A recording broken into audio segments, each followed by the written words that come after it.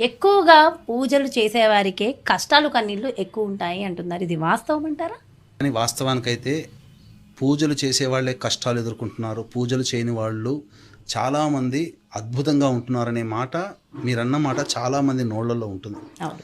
పొద్దున్న లేచిన దగ్గర నుంచి ఎన్నో పూజలు చేస్తున్నాము, ఈ స్తోత్రాలు చదువుతున్నాము, దీపారాధన చెయ్యంది మనం వంట మొదలు పెట్టము, సాయంత్రం కాగానే మళ్ళీ దీపారాధన చేస్తాం. ఎన్ని చేస్తున్నా మన ఇంట్లో మనకెందుకు ఇన్ని కష్టాలు అని చెప్పి ఆలోచించే వాళ్ళు ఉన్నారు.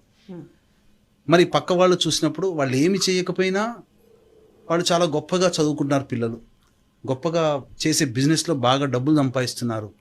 అసలు పొద్దున 8కో 9కో లేస్తారు, అప్పుడు పనులు అవుతుంటారు, స్నానం చేయకుండానే వంట వండుతుంటారు, బెడ్ మీద కూర్చొని తింటుంటారు. అయినా వాళ్ళ ఇంట్లో ఇన్ని ధర్మశాస్త్రాల్లో బెడ్ మీద కూర్చొని తింటే లక్ష్మి ఉండదని అంటుంటారు, స్నానం చేయనితో వంట చేస్తే అది శుచిగా కాదు అని అంటుంటారు.